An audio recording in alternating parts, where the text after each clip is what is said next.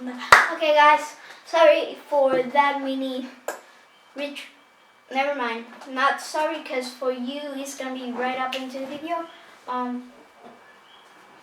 But while we wait a little bit of on our last interview for our person that was working here, that is with us. I mean, not working. Oh, here he is. So we're gonna do the last two questions, and then I have written down here my bye to him, because I want to be a good man. Okay, so hi again. Hi. Hi again. Okay, we were in the part of, okay, question number 6. Will you feel normal answering this question? Yeah. Okay, good. That's what you came here, right? Right. Okay, we're gonna start now with the serious thing. Serious thing, okay? So, question 6 question. Okay. What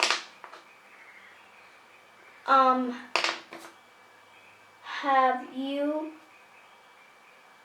noticed about the police and their faces? Like, what thing have you noticed that they're actually thinking? I don't think I understand the question, but I mean I've noticed. Okay, what I mean in the question is like, what do you like notice they actually like? What can you read in their faces that they're saying in their minds? Okay, got you. What have you see that the police officers are understanding? Right. So we have to understand that police officers are an important part of the main workforce in Puerto Rico. You have the teachers, you have the hospital, the health service, you have the union workers that work in the electricity companies and the water supply company and in other services, and you have the private sector. So you have the police is in a really tough situation because they have to protect, their job is to protect the constitution, but they also have to protect the people, the lives, and the property. So if protesters destroy property, they have to stop that. It's logic. And if they start a fire, or if they start, but also police receive orders from high officers, and we've seen provocations that started from the manifestation side, or the manifestants, or the protesters. But really, they had their faces covers, and it was said at some point that it was orchestrated by the police. But in all that, like, people in this is different, this movement and the other. Okay, I'm gonna pause you there. But didn't the police started like the fire when they shot The gas canisters? No, they shot to a girl that she was dancing to a woman. The first couple days. For no reason, 2 times. Yeah, that was the first day of when the protests started getting real crazy. And when the fire started. No, that was another day. The fire, but yeah, the days that the fire started was the day that girl was shot. You're right, absolutely. The first Monday or Tuesday, I think it was, or that Wednesday. Okay, so keep talking while you were talking after, because I just lost you. Yeah, no, I was talking about the police in their faces. Some of them really, they you can see in their faces they are with the people, they are with the protesters, but they just can't. They would get fired if they show an emotion, if they nod, maybe, but they blink an eye, and some of them understand the cause. Others, maybe young police, and they want to like get into fights, also like some of the protesters. But I would say it's the minority of the police, and it's the minority of the protesters that really get violent. But that can damage the perception of the whole movement. Yeah, because actually a few police just like didn't care about that open way to the guy he's gonna shot 2 times to the woman that she was dancing. Right, she was. And also It's on video. It's on video. You can look it online. A message that actually came a few days ago saying that can you repeat? Saying that the police, maybe the manifestors were more, but Oh yeah, you're saying the picture they put online, mocking the protesters. yeah, It they was said that maybe there were more, but they had more gases. right. Yeah. But that was the group that works with the people and the social media and the news outlets, supported by the federal government in different branches, gave the people the tools to report the abuses. So we had we were sharing the emails of the federal courts, the federal prosecutor, and the FBI. So independent reporters and people in general could report directly to the federal government. Like me. Well, like me in this video. Right, like you can, if you had evidence, let's say you were in a protest and you were filming with your team and you got something on video and you got some evidence, you could report it straight to the FBI and to the federal prosecutor. So that's how we were dealing with the abuse, by having evidence, having footage, and then having the authorities being accountable through public opinion. That was the whole strategy of the operation. You have any other questions? Okay, I want to keep talking a little bit about this part because actually what you saying is that basically the... Oh yeah, because of let me finish on that point. Once the reporting started, we contacted the commissioner of the police and the commissioner of the FBI as well as the media, and we sent the videos. So they would evaluate immediately. So the pictures of the police officers saying they had more gas, and we requested that they were suspended of their job, taking their weapons and their badges away, and stop any pay and any power they would have as a police officer. So that was requested in a serious. So it was the only group of police that did that who actually didn't. Actually, they were like, that was an order to them. No, I think they just organically took the picture, like they just did it and posted. So there's basically a few that don't actually see the truth about what's going on. Yeah, but I heard they heard in the radio. Actually, I was with you in this time, and this doesn't count. This is separated from the Christians. That actually a few people, old people, said that dying for Ricky Rosselló was living. Yeah, living. Yeah. We've been. This movement has been big on social media, Instagram, Facebook, especially on Twitter. But you heard that on radio. Yeah, the old school people, the older people, the more they grew up listening to radio, so they keep calling these old radio stations that they have been calling for decades. And they make those expressions, but if you hear in their voices, they're like in their 80s, maybe 90s. So these people, they think old school, and we have to have an open heart and an open mind. Yeah, one of the other in the videos, the protest for Ricky Rosselló, they only went like 100 people, something like that. One of the guys that was talking, he didn't seem so old to me, and I also saw a little bit like a mother, like in their 40s or something. Right. I mean. Now, I saw like only like 1 or 2 or 3 or 4 or 5 people that were actually young. Yeah. The thing with that protest that you say, like maybe there was 100 people. Yeah, probably. It was orchestrated. We were able to identify after an investigation we did, and we identified a couple of the people orchestrating the video, and it came that it was one of the lawyers that's defending Ricardo Rosselló and the main wife, and then there was people, the ex-wife of one of the staff members of Ricky, in the one that was the spokeswoman for the organization of the event.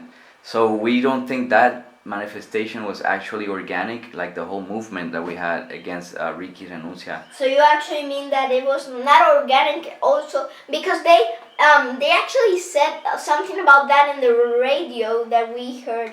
I heard with you because I actually know you, but I'm not gonna tell no one your information.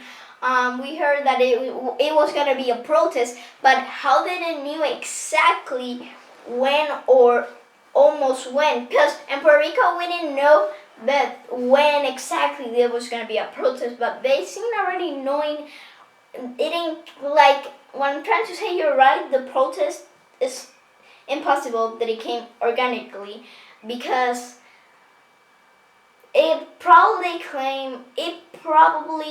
really much came from the people that from the whole area of the government that wanted Ricky Rosselló.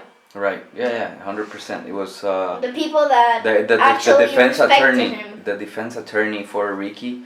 We call it the motorized lawyer because she's really hilarious. You guys can look her up online. Abogada motorizada. She's very extravagant. They're not gonna know how to spell that, so can you please?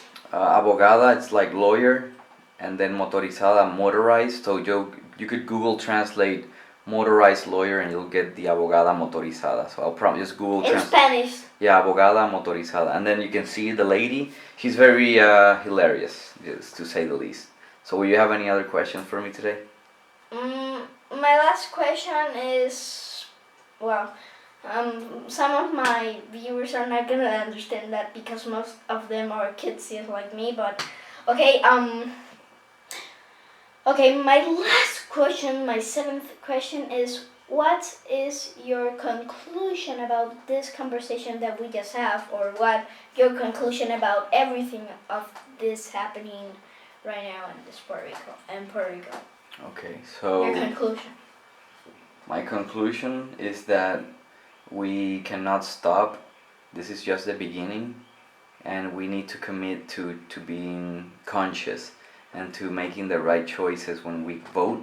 We have to register to vote, and I propose that we participate, elevate and evolve our democratic process. We eliminate political parties or minimize them to put a majority law so everybody gets represented. Well, I don't think they're actually gonna eliminate the parties, right? Because they're being a part of around decades, so that's almost impossible. But the thing is, because Donald Trump even has every single country, or almost every single country has that. You're right. So maybe it's gonna be very hard. We're to not do that. maybe not eliminate them, but restrict their power to govern. Yeah, like make them a little bit smaller. Make them a little bit smaller. Okay, yeah, but that's gonna be a very hard battle to make because. But we have to because they have been like the whole power for around decades and years and years and years. Yeah, but the thing with democracy and the thing with capital and capitalism and consumerism and the way we live our society is that we have to search for a balance in the needs of the people that are consuming in that system. And because the country is the one who tells you what to do. If they don't want you exactly. Like Ricky Rosselló resist a lot. Yeah. To say he was gonna go resign. Away. Yeah, exactly. Because the thing is, the government needs. He was not thinking about what could happen. Exactly, and you need to listen to the people, and we need a government that represents the people. And in order to have that, we might need to not get rid of parties, like you said, because that would be anti-democratic, but we need to reduce... That would be almost impossible, basically. Right, but we need to regulate and reduce the amount of representative a party can have if they have that much power, you know what I mean? So let's say if everybody wants that party can have, let's say, 8 seats in a limited amount, so we can have multiple minorities. Let's say if there's 50 seats, then everybody gets equal share, even if there's minorities. So we have to vote in consensus for the laws. So it's not like the political parties right now, they control everything in one block, and they obligate the people, the senators and the Congress people, to vote like the party wants. And the people, if they want to change, they can't because they're obligated by the party, by the rules. It's called caucus, and we need to govern by consensus. Caucus in English, because my readers mostly are my viewers are mostly kids. So can you? Yeah, caucus is when in a political system, they have certain laws to vote. And they vote in blocks. Mm-hmm. So let's say you had a classroom and like everything is yellow, so all the yellows are gonna vote yellow and that's it. You can't change. And then if the reds vote red, everybody in the red team has to vote like the same way. It is so it's like basically just like war, but in a peaceful way. Yeah, in And politics. not really, because we saw that I heard in the news and that some I don't remember her name. She was getting a few signs of dying or of like shooting her. Oh yeah, And- the threats that were made in the chat Yeah. for the mayor of San Juan and other people. That's the Ricky. So It's very much people. the other conclusion part, I think we've been recommending for transparency, to evade corruption, to make anti-corruption laws, a special police unit for like 500 to make a special team, a task force. Yeah, I heard with, that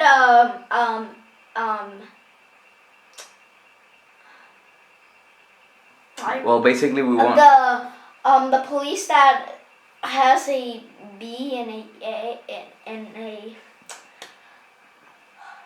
el FBI Right. FBI that were like kind of like trying to overwatching investigate the police. something that happened with the political stuff and that. Right, so, but the thing is, there's a very high corruption case in the government in Puerto Rico, and we're recommending a fiscal, financial forensics team, specialized team, to open a new office that, with the comptroller of Puerto Rico, regulates all the contracts and all the money of the government of Puerto Rico for every fiscal year, and have it live online, like a Twitter, Facebook, Instagram feed, where people can access that website and that page, and they can see every single transaction that is being made by the government, every single contract, to who the contract's being given to. So we want 100% transparency, and we want the method to have it, the infrastructure to implement that. Okay, I'm not sure law. if it's actually gonna be